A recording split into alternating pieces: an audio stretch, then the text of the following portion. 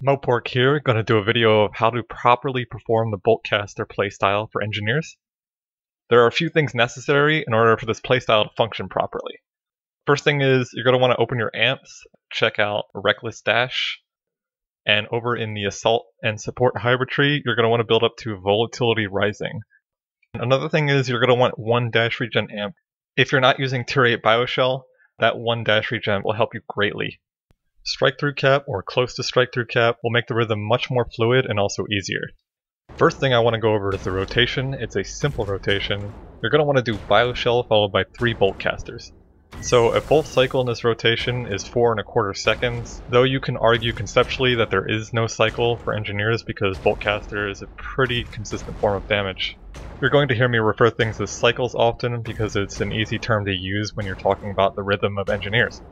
So the next thing I want to talk about is the opener I use. The opener sets up the rhythm for the entire rotation. So I open up with Injection, Innate, Bioshell, and then go from there. If you're the type of player that uses like R Mastery or a Louis Aura to track cooldowns for certain things, I would highly recommend tracking your Innate duration and your Volatile Injection. Personally, I don't use Auras to track cooldowns, but to each their own. So when talking about rhythm, there's 2 things to talk about. You have your injection cycles, and then you have your innate cycles. With Volatile Injection, you're going to gain 55 volatility over 10 seconds. You're going to need about 3 dashes per Volatile Injection. 1 when your injection is still up or just about to end, and then 2 while your injection is down. Notice as I'm doing this rotation as well that the magic number is 55.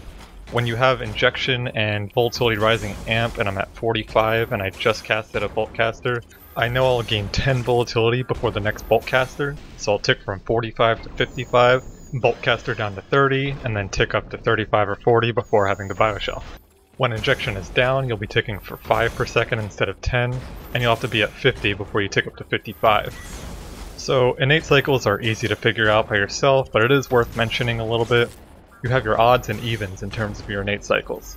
And then your evens are when you have a little bit of excess volatility coming out of your innate, because your Volatile Injection is also up after your innate is down. You'll notice I'll have to do a 4th or a 5th Boltcaster before I can do an instant bio again. It's not a problem anyway, because you don't want to interrupt the flow of your rotation. Going under 30 volatility is worse than going over 70 volatility, because of the way the resource loss is calculated for the bonuses.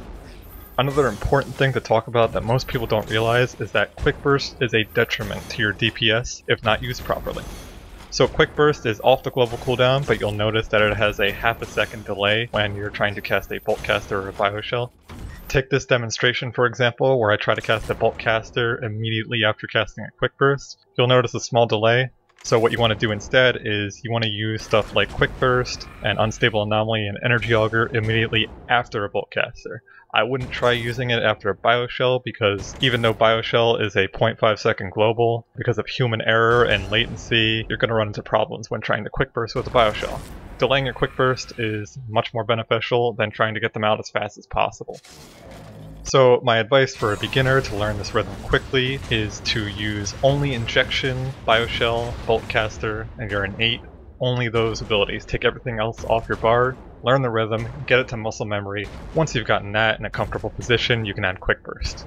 Over 3-minute parts, you're going to want to shoot for 381 Boltcasters and 42 Bioshells. So don't worry about your Quick Burst, don't worry about anything else. Add the other stuff later. Get the basic rhythm down to muscle memory, that's the most important. And it's really important to get your whole rotation down to muscle memory first, because if you're not thinking about your rotation, you can focus more on mechanics, which is much more important. So the advantages of this playstyle is that it's a pretty mobile playstyle. You can sprint and jump without losing a single global because everything is instant. You can switch between single targets very quickly and effectively because there's no real build-up in your rotation.